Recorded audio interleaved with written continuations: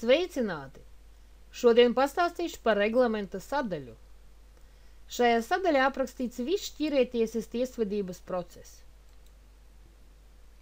Ja jums rodas jautājums, atbildi atradīsiet tieši šeit.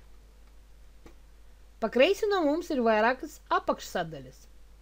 Šķīrētiesas atruna, šķīrētiesniešu saraksts, tiesvedības izmaksas, kalkulators, rēķina izdruka.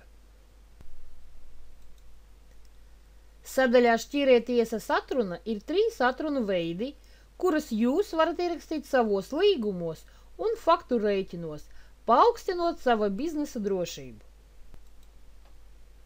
Ar mums sadarbojas 25 tiesneši, un tie ir prezentēti saraksta veidā. Nospiežot uz tiesneša vārdu, jūs saņemsiet informāciju par šo tiesnesi.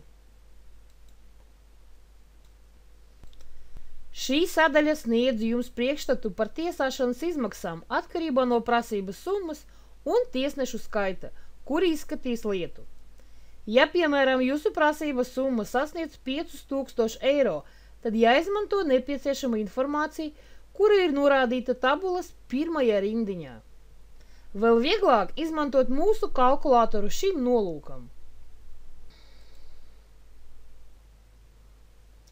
Kā mūsu piemērā ievadam 5000 eiro, atzīmējam, cik tiesneši izskatīs lietu, piemēram 3, un nospiežam pogu rēķināt. Kalkulators aprēķinās, cik jums būs jāmaksā.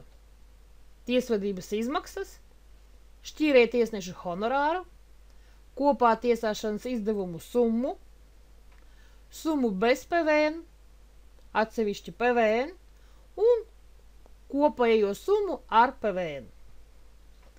Noteikti konsultēties ar kancelējas vadītāju pirms apmaksas veikšanas, lai kļūdainu samaksas aprēķinu dēļ nevilcinātu procesu un lietas izskatīšanu tiesā.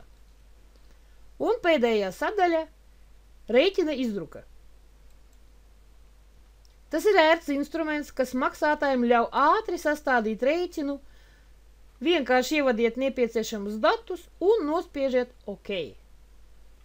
Lūk, tāda noderīga informācija un instrumenti ir pieejami sadaļā reglaments. Nākamajā reizē es iepazīstināšu jūs ar nākamo sadaļu mūsu mājaslapā. Uz tikšanos!